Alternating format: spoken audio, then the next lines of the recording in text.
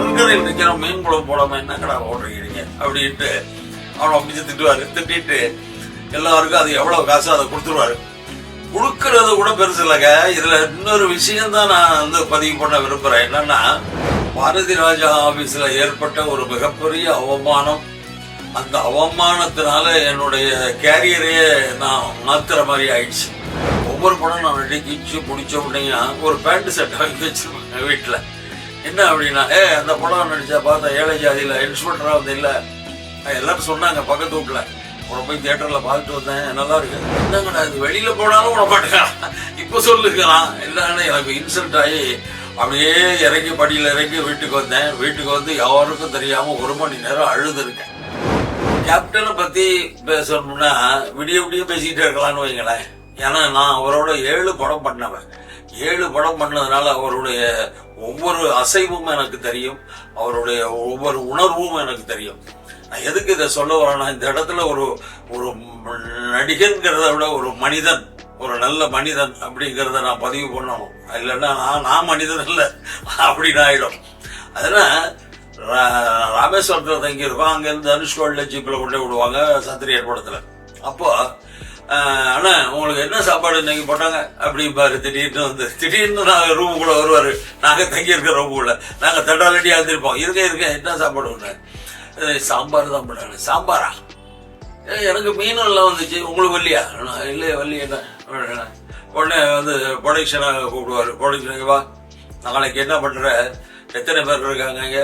70 பேர். 70 பேருக்கும் 3 மீன் துண்டு வறுவல், 3 பீஸ் குழம்பு, எத்தனை மீன் வரும்னு எண்ணு, நாளைக்கு நான் காசு தரேன். போய் கடற்கரையில் நிற்கிற மீன் குழம்பு போடாம என்னங்கடா ஓடுறீங்க அப்படின்ட்டு அவனை அப்படிச்சு திட்டுவாரு. திட்டிட்டு எல்லாருக்கும் அது எவ்வளவு காசு அதை கொடுத்துருவாரு.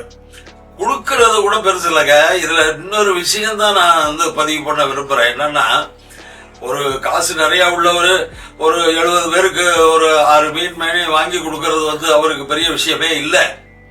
அந்த கொடுத்துட்டு என்ன பண்ணாரு, எல்லாருக்கும் நைட்டு சாப்பிட்டு முடிச்சோட 11 மணிக்கு வந்து கதவு தட்டுறாரு. என்ன 11 மணிக்கு நான் தூக்க போற கதவு தட்டுறாங்கன்னு திறந்தா இவரு கேப்டன், ஆனா எத்தனை மீன் வந்துச்சு உங்களுக்கு அப்படிங்கிறாரு. எத்தனை மீன் சொல்லுங்க. இல்ல 3 மீன் வறுவல், 3 மீன் குழம்புல இருந்துச்சா, ரைட், ஏமாத்தி ஓடுவோம். 2 மீனை போட்டுட்டு 3 மீன் கணக்கு காப்பான். நான் அதை வெரிஃபை பண்ண பாருங்க. தன்னுடைய காசு வீணா போகாம கரெக்டா அது செலவாச்சா, கரெக்டா அதை பண்ணுனானா அப்படின்னு வெரிஃபை பண்றாரு பாருங்க. அந்த இடத்துலதான் அவர் நிக்கிறாரு. எல்லாரும் காசை கொடுத்துட்டு மீன் வாங்கி கொடுப்பா அப்படின்ட்டு அவங்க வேலையை பார்ப்பாங்க. இவர் அதையும் தாண்டி இன்னொரு படி மேல போறாரு. கரெக்டா போட்டானா, எல்லாரும் திருப்தியா சாப்பிட்டாங்களா, அந்த சாப்பிட்டாங்களான்னு இப்ப ஒரு ஞாபகம் வருது. அப்போ அவரு ரோஹிணி இன்டர்நேஷனல்ல தங்கியிருக்காரு.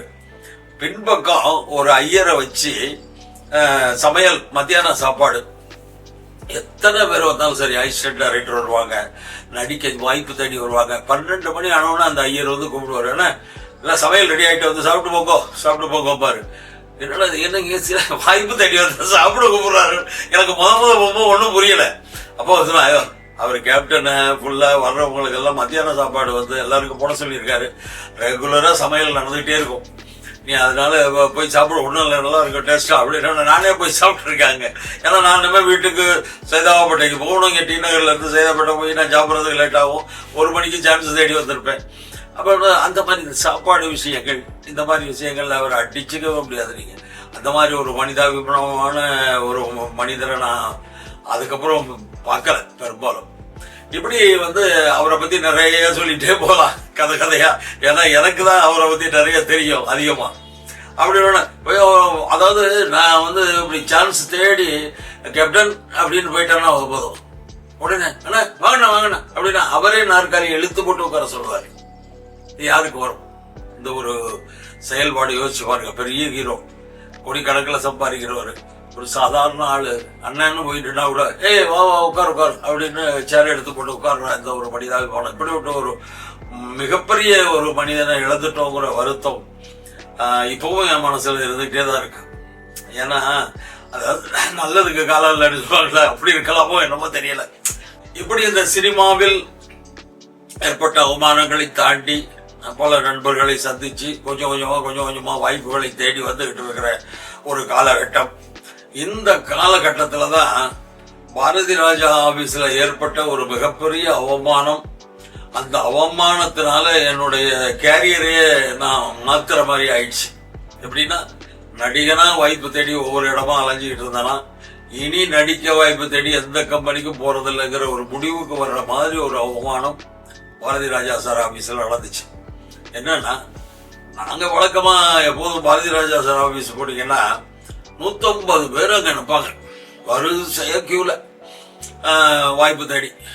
ஒருத்தரா உள்ள போய் சார் நான் அதை பண்ணியிருக்கேன் இதை பண்ணியிருக்கேன், அது ஒரு ஐசென்ட் வாங்கி எல்லாத்தையும் வச்சுக்குவார், ஒரு இதில் போட்டு வச்சுக்குவார். சரி சொல்றேன் போங்க. எப்போவாவது ஒரு முறை பாரதி ராஜா சார் வந்து எட்டி பார்ப்பார். அப்ப அத்தனை பேரும் போய் குமிஞ்சிருவான். 150 பேரும் சொல்றப்பா எல்லாம் கொடுத்துட்டீங்கல்ல, சொல்றேன் அப்படின்ட்டு போவார். எங்க அம்மா என்ன சொன்னாங்க, பாரதி ராஜா படமெல்லாம் நல்லா இருக்குடா, அவர் படத்துல ஏதாவது ஒரு சீனா இப்படி வந்துட்டீங்கன்னா நல்லா இருக்கும்னு நினைக்கிறேன். நாங்க சரி, அம்மா வந்து ஆசைப்படுறாங்க. இவ்வளவு நாள் நமக்கு வந்து ஒவ்வொரு படம் எங்க அம்மா ஒவ்வொரு படம் நான் நடிக்கும் போது அதை சொல்ல வந்துட்டேன். ஒவ்வொரு படம் நான் நடிச்சு முடிச்ச உடனே ஒரு பேண்ட் செட் வாங்கி வச்சிருப்பாங்க வீட்டுல.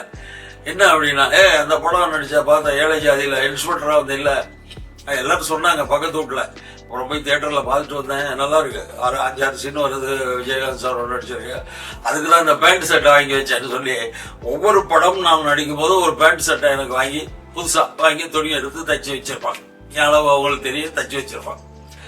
இப்படி ஒரு நாள் இதை சொல்லிட்டாங்களே, சரி அம்மாவோட ஆசைக்காக பாரதி ராஜா வீட்டுக்கு படையெடுத்துட வேண்டியதான், ஆபீஸுக்கு படையெடுத்துட வேண்டியதான்னு ஜெமினி பிரிட்ஜில் ஜெமினி காம்ப்ளெக்ஸ் ஆபீஸர் எல்லாரும் பார்த்தாங்க. பெரிய கூட்டமா இருக்கு பாரதி ராஜா படத்தில் நடிக்கிறது. அதுக்கப்புறம் அவர் ஆபீஸ் ஷிஃப்ட் பண்ணி வேற இடம் வந்துட்டாரு. அந்த ஆபீஸ் மாடியில இருக்காரு. இப்படி அவர் இங்க வந்து மாத்திட்டாருப்பா அப்படின்னாங்க. சரி அங்க போய் பார்ப்போம்ட்டு நேரம் இங்கேருந்து போனேன். 2-3 பேர் சான்ஸ் கேட்டுட்டு திரும்ப ரிட்டர்ன் ஆகிட்டு இருக்காங்க. இருக்காரு டைரக்டர், உள்ள இருக்காரு சார், நாங்க பார்த்துட்டோம், நீங்க போய் பாருங்க அப்படின்ட்டு போறான் 2 நடிகை. சரி ரைட்டா தான் சொல்றான்னு நம்மனா லஞ்ச் டைம் தான் வைங்க, 1 மணி இருக்கும், சாப்பிட்ற நேரம் தான். நேரா அங்க இருந்து மேல போய் இப்படி போனேன். உள்ள 2 பேரும் உதறான். ஏன்னா இப்படி தலையை மட்டும் எட்டி பார்த்த உடனே அவன் வந்து உட்கார்ந்துருந்தான். நீ யாருன்னு தெரியல, வாங்குறான், அசிஸ்டன்ட் டைரக்டரா இருக்குமோ, ஒருவேளை ஏதாவது சான்ஸ் தேடிட்டு போறானுமோ, நம்மளையும் கூப்பிடுறாங்க போல இருக்கு, பாரதி ராஜா கிட்ட இன்ட்ரடியூஸ் பண்ண போறாங்க போல இருக்குன்னு நானும் உள்ள நுழைஞ்சிட்டேன். உள்ள நுழைஞ்ச உடனே என்ன சார் விஷயம், டைரக்டரா பார்க்கணும், உள்ள இருக்காரு, அங்கதான் பேசிட்டு இருக்காரு, இருங்க வெயிட் பண்ணுங்கன்னு இப்படி சொல்லி முடிக்கிறான். அதுக்குள்ள உள்ள இருந்து ஒருத்தன் வர்றான். அவன் பேர் சொல்ல விரும்பல, ஆனாலும் அவருக்கு வேண்டியவன் தான். உள்ள இருந்து ஒருத்தன் வந்த உடனே நான் பார்த்தா அப்படியே ஷாக் ஆனான்.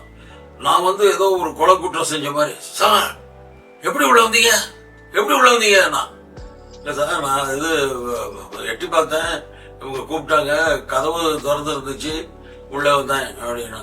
திறந்து கிடந்தா எங்க வேணாலும் நுழைஞ்சிருவீங்களாமா? என்னடா திறந்து கிடந்தா நுழையுன்னா நாய் மட்டும் தான் திறந்து கிடந்தா நுழையும்.